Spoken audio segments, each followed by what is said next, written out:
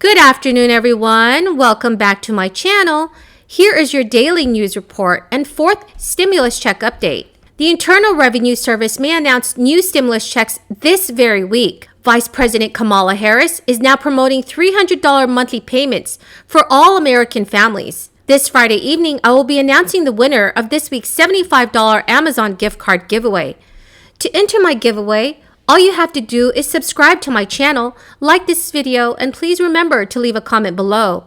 Thank you so much, everyone. At this point in the game, there are three kinds of people when it comes to stimulus checks. Those who will be getting more stimulus money, and those who ran into a problem that needed to be solved in order to get their stimulus money. The amount of money you received in your stimulus checks depends on a multitude of factors, including how much money you made for the year, how many eligible kids you had, and so forth. This is the kind of information that the IRS largely gets from your tax return or from other sources of information if you do not typically file taxes. Since the third stimulus checks began arriving in the middle of tax season, the end result is that some people's payments were calculated based on information the IRS had from last year, not from this year. That means the Internal Revenue Service might owe you more money, even if you already got a stimulus check. Let's say you had a new baby or made less money.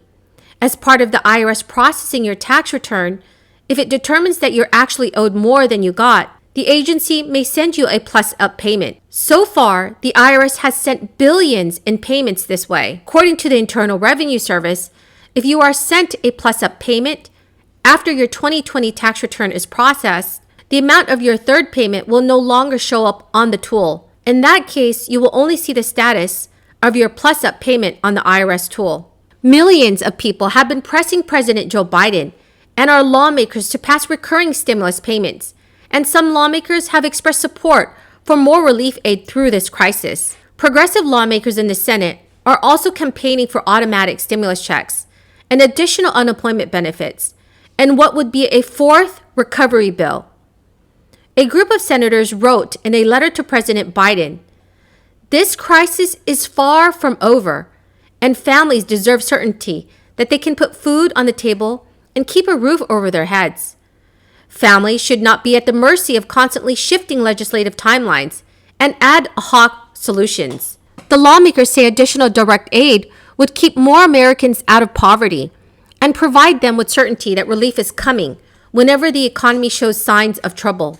According to a recent letter addressed to Joe Biden and signed by 7 Democrats on the powerful House Ways and Means Committee, families and workers should not have to worry about whether they'll have enough money to pay for essentials in the months ahead, as this country continues to fight a global crisis and recession. Government surveys have found that many people spent their relief money on essential food and housing costs, though popular uses also have including saving, investing, and spending on other items. Affordable life insurance may be one of those, as demand for policies has seen a sharp increase of late. Over 80 members of Congress have put themselves on record in support of at least one more stimulus check. The trigger to release an automatic round of direct payments could be an economic indicator, like the unemployment rate. If it fell below a certain figure, stimulus checks would go out, and once it went back above that level, the payments would stop. Lawmakers also want to see beefed up unemployment benefits paid out automatically based on economic conditions. Extra federal jobless benefits of $300 per week are set to expire on Labor Day. Millions of struggling Americans are pleading for additional relief. Nearly 2.3 million individuals have signed a Change.org petition calling for $2,000 checks for adults and $1,000 for children to be delivered regularly for the duration of this crisis. Congress needs to make recurring checks automatically if certain triggers are met, the petition says. No more waiting around for our government to send the help we need. President Biden said that he was open to another stimulus payment. The White House and Democrats in Congress are also focusing on another kind of stimulus payment, which is already in the works. Under a temporary expansion of the child tax credit, millions of U.S. households will receive monthly checks for up to $300 per child during the second half of this year. On a recent trip to Pittsburgh, Vice President Kamala Harris and Labor Secretary Marty Walsh pushed for more federal support for working families and the middle class. The new task force focused on labor issues and work advocacy, as well as temporary expanded child tax credit that the administration is pushing to make permanent. The legislation is part of a three-tiered plan that the president has dubbed Build Back Better. The first was a relief bill passed in March. The second is the infrastructure plan. The last is aimed at helping the middle class with money for items like education and childcare. So everyone, do you think parents should receive more monthly relief payments? Please leave your thoughts in the comments section below. So that is the end of the video, everyone, for this afternoon. I truly hope you found this video helpful today. Don't forget to enter my $75 Amazon gift card giveaway. All you have to do is subscribe to my channel, share and like the video, and please remember to leave a comment below. Thank you so much, everyone, and have a wonderful and blessed Wednesday. Despite a consensus in Washington that America needs more investment in our infrastructure, it's been decades since Congress passed a standalone bill to address the issue. This Congress is working hard to remedy that fact. As I've repeated, discussions about infrastructure are moving forward along two tracks. One is bipartisan.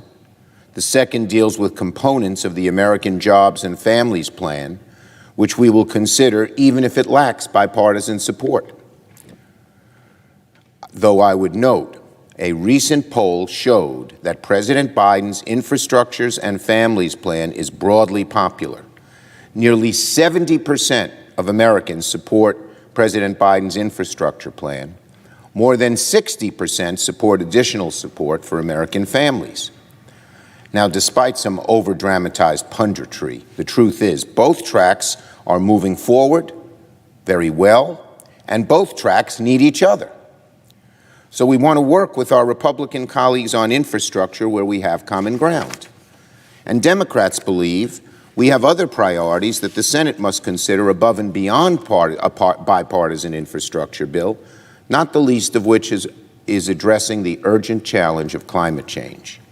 Yesterday, I convened all 11 members of the Senate Budget Committee to discuss the reconciliation track. And today, I'll convene the group of Democrats negotiating with Republicans to discuss the bipartisan track.